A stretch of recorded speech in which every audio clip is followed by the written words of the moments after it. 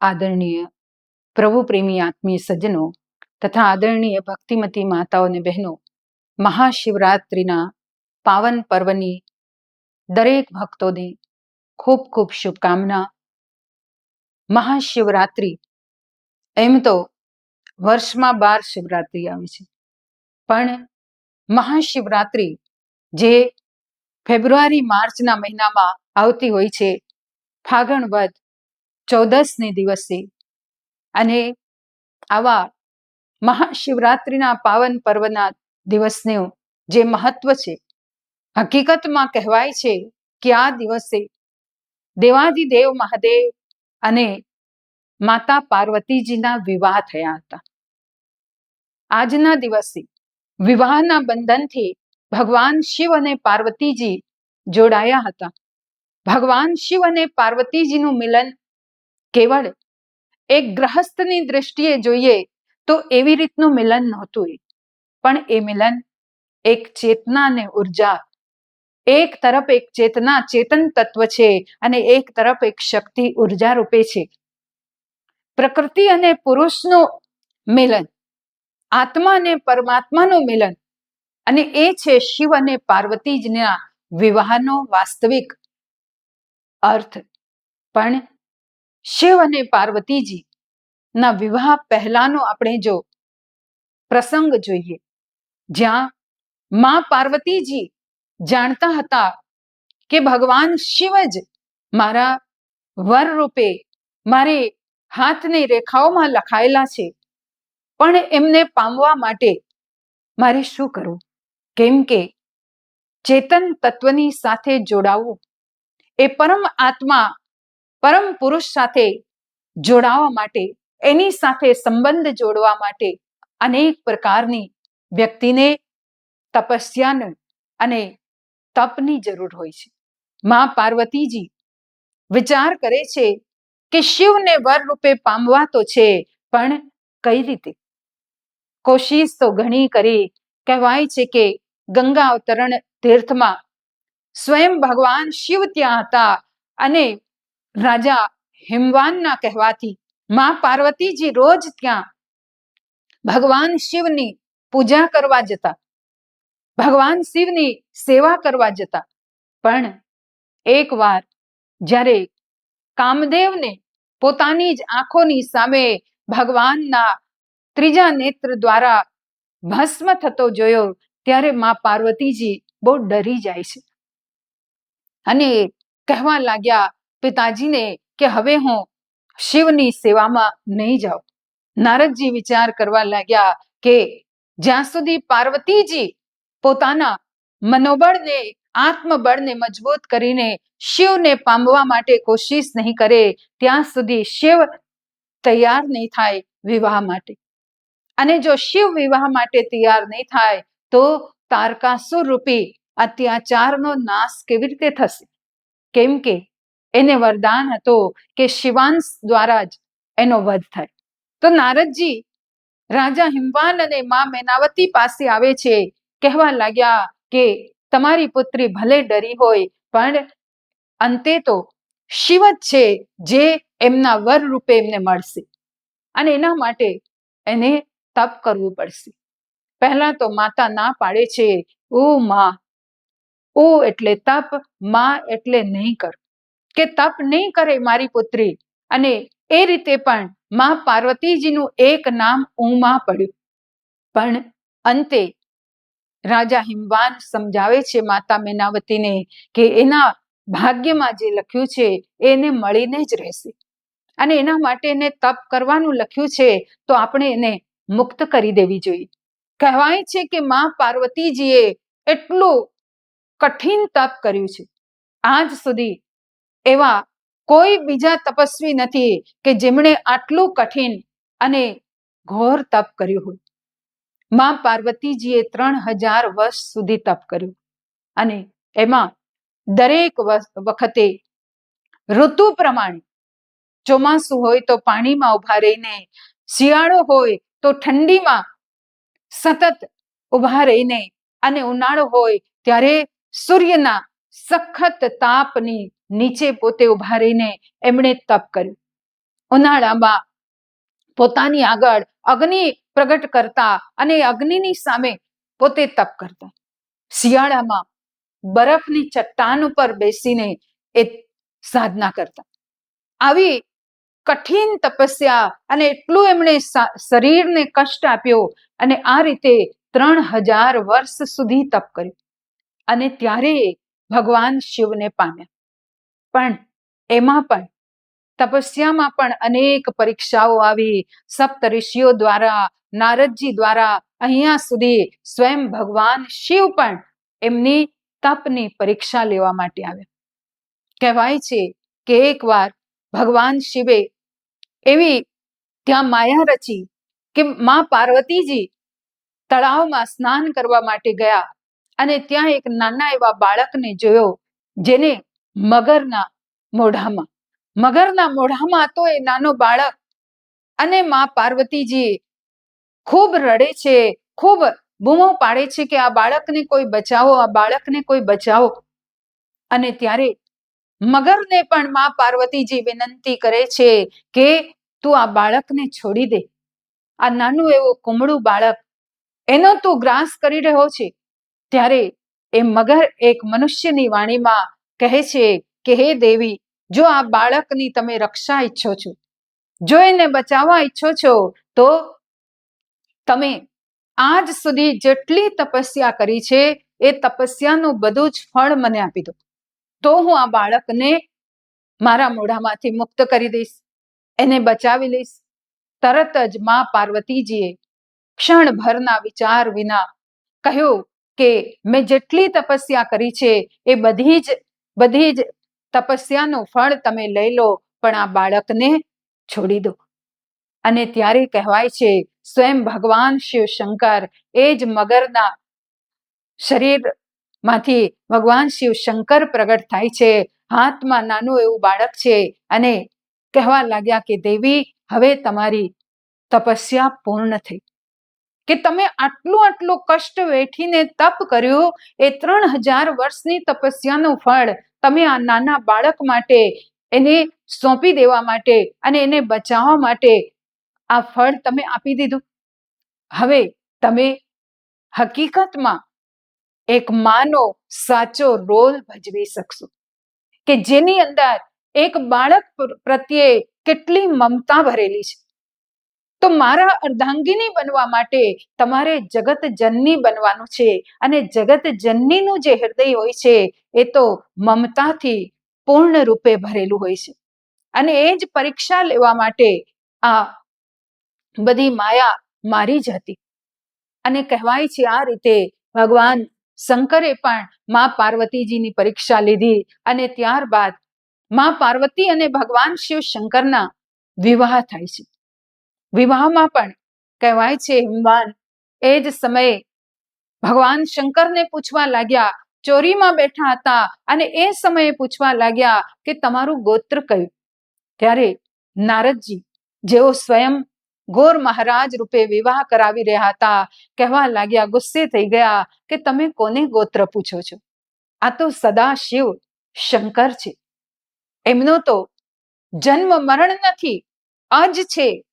આવા અજન્મા હોવા છતાં પણ ભક્તોને પ્રસન્ન કરવા માટે જે જન્મ ધારણ કરે છે, અનામા હોવા છતાં પણ અનેક નામો વાળા છે, કુળની કોઈ ખબર નથી, પણ છતાં એમના જેવા કુલીન આ સંસારમાં બીજા કોઈ નથી, એમને તમે ગોત્ર પૂછી રહ્યા છો.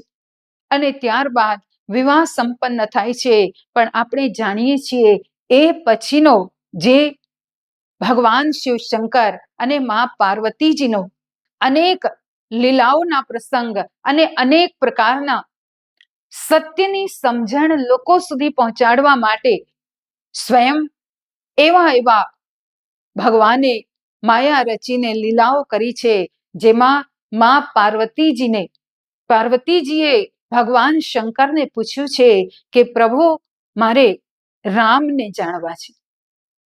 જે રામની ઓળખાણ હું મારા પાછલા જન્મમાં સતી રૂપે નહોતી કરી શકી, એ જ રામને મારે આ જન્મમાં ઓળખવા છે. પણ એના માટે મારે શું કરવું? તમે જો મારા ઉપર પ્રસન્ન હોય તો અહીંયા ભગવાન શંકરને માં પાર્વતીજી કહે છે, જો મો પર પ્રસન્ન સુખ રાશિ જાનીય સત્ય મોહિની જે દાસી તો પ્રભુ હરહુ મોરે અજ્ઞાના કહી કથા રઘુ નાથ વિધિ નાના. હે પ્રભુ, જો મો પર પ્રસન્ન રાશિ જાનીય સત્ય મોહિની જ દાસી. હે ભગવાન, જો મારા ઉપર પ્રસન્ન છો અને મને તમારી દાસી સમજતા હોય તો હે પ્રભુ, મને પરમાત્માની રામની એ દિવ્ય કથાનું વર્ણન કરીને સંભળાવો અને મારા અજ્ઞાનને હરી લો. તો પ્રભુ હરહુ મોર અજ્ઞાન. હવે જગત જનની સ્વયં માં પાર્વતીજી જો આ રીતે ભગવાન શિવને પ્રાર્થના કરીને પોતાને અજ્ઞાની કહીને જ્ઞાનની જિજ્ઞાસા ધારણ કરી શકે તો હું અને તમે વિચાર કરીએ કે આપણે થોડાક પુસ્તકો વાંચી લીધા, શિવ મહાપુરાણ વાંચી લીધો, કદાચ આપણે રામાયણ વાંચી લીધી અથવા ગીતાનો આપણે અમુક સાર સાંભળી લીધો અને એની સમજણ મેળવી લીધી અને વિચાર કરીએ કે આપણે જ્ઞાની છીએ. પણ જે આટલા આટલા હજારો વર્ષ તપ કરવા છતાં પણ અને સ્વયં જગત જનની માં પાર્વતીજી એમણે જ્યારે આ કહ્યું કે મારા અજ્ઞાનને હરી લો, ત્યારે આપણને એક સંદેશ મળે છે કે આપણે પણ આપણા જીવનમાં એવા સદગુરુની સામે જઈને એમની સામે આપણે એ સત્યની જિજ્ઞાસા પ્રગટ કરવી જોઈએ. સત્યને જાણવાની, ઈશ્વરના એ પરમ તત્વને, પરમ સ્વરૂપને ઓળખવાને માટે આપણે જિજ્ઞાસા ધારણ કરવી જોઈએ અને એ પૂછવું જોઈએ. જ્યારે માં પાર્વતીજીએ પૂછ્યું ત્યારે ભગવાન શંકરે એમને રામની ઓળખાણ કરાવી. જ્યાં સુધી નહોતું પૂછ્યું ત્યાં સુધી ભગવાન શંકર પણ પોતે હંમેશા સાધનામાં રહેતા. પણ જ્યારે માં પાર્વતીજીએ પૂછ્યું ત્યારે ભગવાન શંકરે એમને પરમાત્માની, રામની તત્વ સાથે ઓળખાણ કરાવી. અને ત્યારે કહેવાય છે કે ભગવાન શંકર કહેવા લાગ્યા કે હે પાર્વતી, જે રામની તમે વાત કરો છો એ તો જગતના દરેક જીવની આત્મામાં સમાયેલા છે. રમે નિરંતર આત્મા સબ ઘટ આઠો યામ વાહી તે સંતન ધર્યો રામ તાહિકો નામ. રામ તો દરેકના આત્મામાં વસેલા છે, દરેકના મન મંદિરમાં વસેલા છે. હે પાર્વતી, એ રામની ઓળખાણ અંતર આત્મામાં થઈ શકે છે, એ કોઈ બહારની દુનિયામાં થતી નથી. એમની ઓળખાણ માટે, એમના સાચા પરિચય માટે, એમના સાચા સ્વરૂપની અનુભૂતિ માટે જીવે પોતાની દૃષ્ટિને અંતર્મુખ કરવી પડે છે, અંતરાત્મામાં સ્થિર કરવી પડે છે.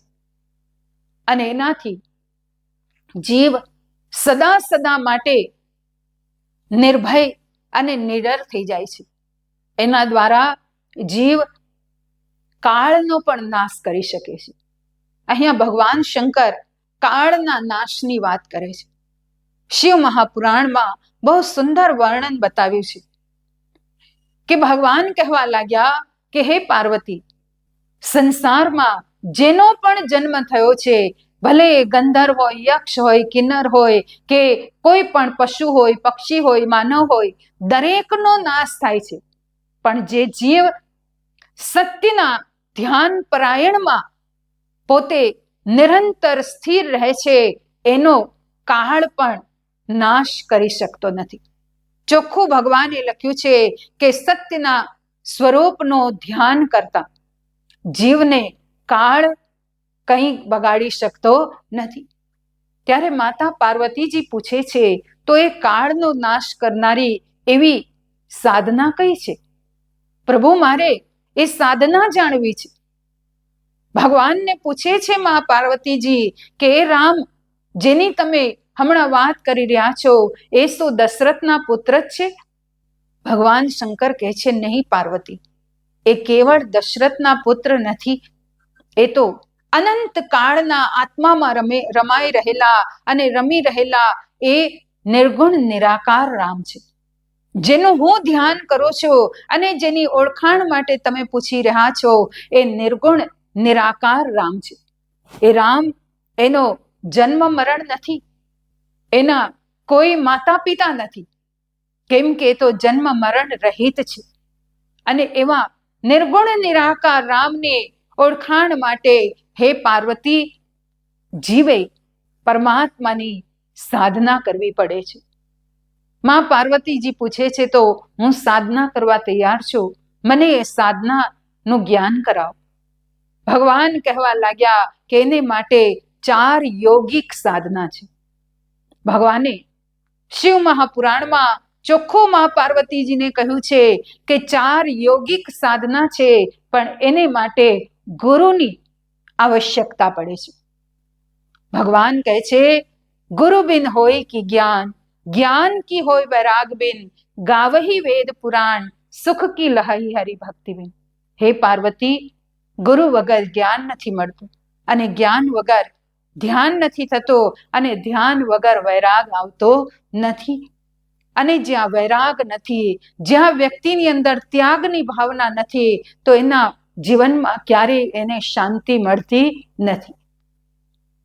શાંતિ માટે જ્ઞાનની જરૂર છે, અને ધ્યાન કરીને વૈરાગ ઉત્પન્ન કરવાની જરૂર છે.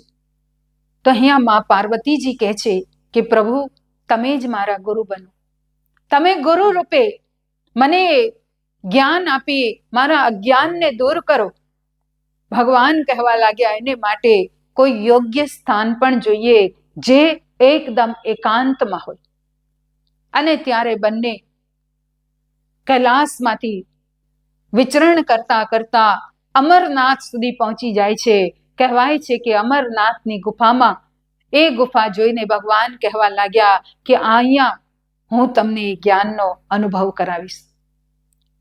અમરનાથની ગુફામાં લઈ જાય છે, અને ભગવાન શંકર માં પાર્વતીજીને 4 યોગની સાધના, કે જે આપણા દરેકની અંદર નિરંતર થઈ જ રહી છે, પણ આપણને એનું જ્ઞાન નથી, આપણને એની સમજણ નથી. વસ્તુ આપણી અંદર જ છે, એ યોગની સાધના, એ યોગ આપણી અંદર જ છે, પણ એને પ્રગટ કરવા માટે સદગુરુની જરૂર પડે છે. મંદિરમાં પણ જઈએ છીએ, શિવ મંદિરમાં પણ, ત્યાં પણ આપણે જોઈએ છીએ કે ભાઈ આપણે એ જ 4 ક્રિયાઓ કરતા હોઈએ છીએ. પહેલા ઘંટ વગાડીએ, ત્યારબાદ આપણે દીવો પ્રગટ કરીએ, દીવો પ્રગટ કર્યા પછી આપણે આરતી કરીએ, અને આરતી કર્યા પછી આપણે ચરણામૃત લેતા હોઈએ છીએ. શિવ મંદિરમાં જોઈએ છીએ 10 પગથિયા હોય છે. એ પગથિયાને ચડીને ઉપર જઈએ તો ત્યાં સૌથી પહેલા નંદી હોય છે, જે ભગવાન શિવ શંકરનું વાહન છે, પોઠિયો જેને આપણે કહીએ. ત્યારબાદ કાચબો હોય છે. ઘણી જગ્યાએ હું આ પ્રશ્ન કરું છું કે નંદી તો, પોઠિયો તો ભગવાનનું વાહન છે, એટલે એને ભગવાને પોતાના મંદિરની બહાર રાખ્યા છે, પણ કાચબો શા માટે? તો એ કાચબો આપણને ઇશારો કરે છે કે આ 10 પગથિયા રૂપી આપણી જે 5 જ્ઞાનેન્દ્રિય અને 5 કર્મેન્દ્રિય છે, 11મું જે મન રૂપી પોઠિયો છે, એને તમે મારી જેમ અંદર વાળી લો. જેમ કાચબાને આપણે જો સ્પર્શ કરવા જઈએ તો એ પોતાના બધા જ અંગોને અંદર વાળી લે છે, સમેટી લે છે. એવી રીતે જ ભગવાન શ્રી કૃષ્ણ પણ આ વાત કરે છે કે યદા સંહર્તે ચાયમ કુર્મો અંગાન્યુ સર્વસઃ ઇન્દ્રિયાણી ઇન્દ્રિયાર્થેભ્ય તસ્ય પ્રજ્ઞા પ્રતિષ્ઠિતા. હે અર્જુન, જે વ્યક્તિ કાચબાની માફક પોતાની ઇન્દ્રિયોને અને મનને અંતર્મુખ કરી દે છે, એ સાચો સ્થિત પ્રજ્ઞ કહેવાય, કે જેની સ્થિતિ હંમેશા સ્થિર છે અને પરમાત્મામાં એકાકાર છે. અહીંયા એ કાચબો આપણને એ જ શીખવાડે છે. અને ત્યારબાદ કાચબાને પ્રણામ કર્યા પછી આપણે શિવલિંગના દર્શન કરીએ છીએ. હકીકતમાં આપણને સંત જ્ઞાની લોકો સમજાવે છે કે જ્યાં સુધી આપણી આ ઇન્દ્રિયોને મન બહિર્મુખ છે, બહારની દુનિયામાં બહારની વૃત્તિઓમાં જ વળેલા છે, ત્યાં સુધી શિવ તત્વ સુધી જીવ નથી પહોંચી શકતો. શિવલિંગ એ નિર્ગુણ નિરાકારનો ના પ્રતીક છે. શિવના બે સ્વરૂપ, જેમાં આપણે શૌનક ઋષિઓ દ્વારા જે પ્રશ્ન સુત પુરાણીજીને કરવામાં આવ્યો હતો કે બીજા બધા દેવોની તો કેવળ મૂર્તિમાં પૂજા થાય છે, પણ શિવજીની મૂર્તિ અને લિંગ બંનેમાં પૂજા થાય છે. શા માટે? તો અહીંયા સુત પુરાણીજીએ જે જવાબ આપ્યો શૌનક ઋષિઓને, એમાં એ જ કહ્યું હતું કે જે મૂર્તિ છે એ સગુણનું પ્રતીક છે અને જે લિંગ છે, શિવલિંગ છે, એ નિર્ગુણ નિરાકારનું પ્રતીક છે. ભગવાન શિવના બે સ્વરૂપ બતાવ્યા અને એમાં કહ્યું કે એક તો નિર્ગુણ છે અને એક સગુણ છે. તો હકીકતમાં જ્યાં સુધી આપણી ઇન્દ્રિયો અને મન કાચબાની જેમ અંદર નથી વળતા, ત્યાં સુધી એ શિવલિંગ રૂપે નિર્ગુણ નિરાકાર પરમ તત્વ સુધી જીવ પહોંચી શકતો નથી. અને ત્યાં સુધી એને શિવલિંગની અંદર રહેલી એ જ્યોત શક્તિ, કેમ કે શિવલિંગ એ જ્યોતિનું પ્રતીક છે, એટલે તો આપણે જ્યોતિર્લિંગ કહીએ છીએ. એ જ્યોત તત્વનું પ્રતીક છે. તો એ જ્યોત સુધી જીવ નથી પહોંચતો. તો એને માટે જ ભગવાન શંકર માં પાર્વતીજીને કહે છે કે હે પાર્વતી, દરેકના અંતરાત્મામાં ભ્રુમધ્યમાં દિવ્ય અગ્નિ સમાન પ્રજ્વલિત જે દિવ્ય પ્રકાશ છે, એનું ધ્યાન કરવો એ યોગની સાધના છે. ભ્રુમધ્યમાં મતલબ બંને ભંવરોની વચ્ચે. અને ત્યારબાદ કહ્યું કે પ્રાણમાં પ્રણવનો આયામ, પ્રાણાયામનો અર્થ થાય છે પ્રાણમાં રહેલો એ પ્રણવ તત્વ, અને એમાં આપણા મનને આયામ મતલબ એને આપણે સ્થિર કરવું. આપણા દરેકના પ્રાણોની અંદર, દરેકના શ્વાસોની અંદર પ્રણવ શબ્દ છે, જેને માટે નાનક દેવજીની આપણે વાત સાંભળીએ છીએ કે મન મંદિર તન ભેસ કલંદર ઘટ હી તીર્થ નાવા, એક શબ્દ મેરે પ્રાણ બસત હે બહુરી જન્મ નહીં આવા. કે એક શબ્દ એવો ચાલી રહ્યો છે જે નિરંતર પ્રાણની અંદર સ્થિત છે.